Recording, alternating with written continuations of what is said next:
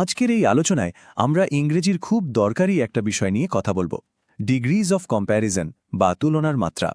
তো চলুন আর দেরি না করে শুরু করা যাক। স্ক্রিনের এই বাক্যটা একবার দেখুন। আমার নতুন অফিসের লোকেরা আমার পুরনো অফিসের লোকদের চেয়ে অনেক বেশি বন্ধুত্বপূর্ণ। এই ধরনের বাক্য আমরা কিন্তু প্রায়ই বলি বা শুনি, তাই না? কিন্তু এখানে একটা ছোট্ট সমস্যা আছে। বলুন তো ভুলটা ঠিক কোথায়? যদি এখনই ধরতে না পারেন, কোনো চিন্তা নেই, এই আলোচনাটা শেষ হতে হতে ব্যাপারটা একদম জলের মতো পরিষ্কার হয়ে যাবে। তাহলে চলুন দেখে নেওয়া যাক আমরা কিভাবে এগোব। আমরা প্রথমে একটা খুব সাধারণ ভুল দিয়ে শুরু করব। তারপর তুলনার যে 3টে মাত্রা আছে সেগুলো কি আর কিভাবে তৈরি হয় তা জানব।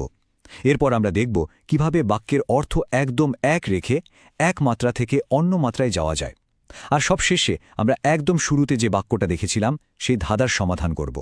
তাহলে প্রথমেই আসি তুলনার 3টে মাত্রার ব্যাপারে। এর একদম মূল ভিত্তিটা হল অ্যাডজেক্টিভ আর অ্যাডভার্বগুলো তাদের চেহারা পাল্টে কোনো কিছুর গুণের বিভিন্ন লেভেল বা স্তর বোঝাতে পারে। এটাই হলো কম্প্যারিজনের আসল কনসেপ্ট। এর মধ্যে প্রথমটা হলো পজিটিভ ডিগ্রি। এটা হলো অ্যাডজেক্টিভের সবচেয়ে সরল বেসিক রূপ। এখানে কোনো তুলনা নেই, শুধু কোনো একটা জিনিস বা ব্যক্তির গুণ বলা হচ্ছে। যেমন, এই বাড়িটি বড়, ব্যাস এখানেই শেষ। এরপর আসছে কম্প্যারেটিভ ডিগ্রি। নাম শুনেই বোঝা যাচ্ছে, তাই না?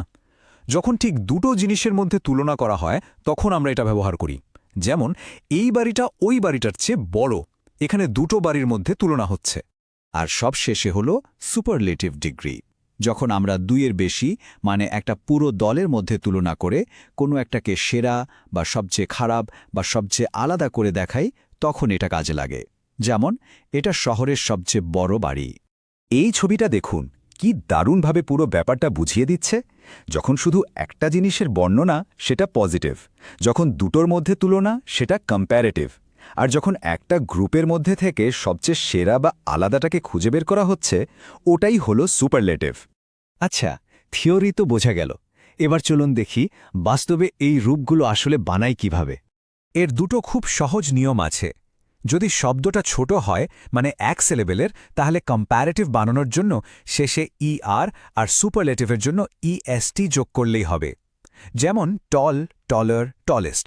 কিন্তু শব্দটা যদি বিউটিফুলের মতো লম্বা হয়, তখন আমরা তার আগে মোর বা মোস্ট বসিয়ে দিই। কিন্তু ইংরেজিতে তো কিছু ব্যতিক্রম থাকবেই, আর এখানেই মজাটা। কিছু খুব পরিচিত শব্দ এই নিয়মগুলো একদমই মানে না। এদেরকে বলে ইররেগুলার ফর্মস। যেমন, গুডের কম্প্যারেটিভ কিন্তু গুডের নয়, ওটা হলো বেটার, আর সুপারলেটিভ হলো বেস্ট। সেরকমই ব্যাডের ক্ষেত্রে ওয়ার্স আর ওয়ার্স্ট, এগুলো আমাদের একটু মনে রাখতে হবে। এবার আমরা এমন একটা জিনিস শিখব যেটা বলতে পারেন এক ধরনের ম্যাজিক। মানে, বাক্যের অর্থ এক ফোঁটাও না বদলে কিভাবে এক ডিগ্রি থেকে অন্য ডিগ্রিতে যাওয়া যায়। যখন মাত্র দুটো জিনিসের মধ্যে তুলনা হয় তখন ব্যাপারটা খুব সোজা। অর্থ একই রাখার জন্য শুধু হ্যাঁবাচক বাক্যকে নাবাচক বানাতে হয় আর নাবাচককে হ্যাঁবাচক। এই উদাহরণটা খেয়াল করুন। Jack is as good as John, মানে জ্যাক আর জন দুজনেই সমান ভালো। এবার এটাকে কম্প্যারেটিভ করতে গিয়ে আমরা বললাম John is not better than John, অর্থাৎ জন জ্যাকের চেয়ে বেশি ভালো নয়। দেখুন, কথা কিন্তু একই থাকল, শুধু বলার ধরনটা পাল্টে গেল। এবার আসি সুপারলেটিভ বাক্যের ক্ষেত্রে। এর প্রথম ধরনটা হল যখন কোনো একটা জিনিস তার গ্রুপের মধ্যে সবার সেরা বা এক নম্বর। এর জন্য একটা সহজ ফর্মুলা আছে। সুপারলেটিভে যদি দ্য ড্যাশেস্ট থাকে, তাহলে কম্প্যারেটিভ করার সময় ব্যবহার করতে হবে ড্যাশার দেন অ্যানি আদার, আর পজিটিভ করতে হলে বাক্য শুরু করতে হবে নো আদার দিয়ে। এই দেখুন একটা ক্লাসিক উদাহরণ। সুপারলেটিভে বলছি Everest is the tallest peak, কম্প্যারেটিভে বলছি Everest is taller than any other peak, আর পজিটিভে বলছি no other peak is as tall as Everest. 3টে বাক্যের অর্থ কিন্তু একদম এক। কিন্তু সবসময় তো একটা জিনিসই সেরা হয় না, তাই না? অনেক সময় কোনো জিনিস সেরাদের মধ্যে একজন হতে পারে। এই ব্যাপারটা খুব কমন, আর এর জন্যও একটা আলাদা ফর্মুলা আছে।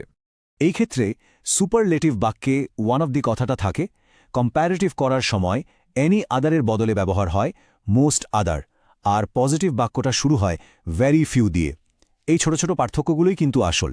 তো এত কিছু শেখার পর চলুন এবার আমাদের একদম প্রথম সেই ধাঁধাটার কাছে ফিরে যাই, দেখা যাক সেটার সমাধান করা যায় কিনা। একদম প্রথমের বাক্যটা, the people in my new office are way more friendlier. এখন কি ভুলটা চোখে পড়ছে? সমস্যাটা হলো এখানে ডাবল তুলনা করা হয়েছে, যাকে বলে ডাবল কম্প্যারিজন। ফ্রেন্ডলি শব্দটার কম্প্যারেটিভ রূপই হল ফ্রেন্ডলিয়ার, তাই এর আগে আবার মোর বসানোর কোনোই দরকার নেই। এটা একদমই বাহুল্য। সঠিক বাক্যটা হতো, the people in my new office are way friendlier. এখন যেহেতু নিয়মগুলো আমাদের হাতের মুঠোয়, একটু ভাবুন তো আমাদের রোজকার কথাবার্তায় এই জ্ঞানটা কাজে লাগিয়ে কিভাবে নিজেদের বক্তব্যকে আরও সুন্দর আর নির্ভুল করে তোলা যায়। এই প্রশ্নটাই রইল ভাবার জন্য।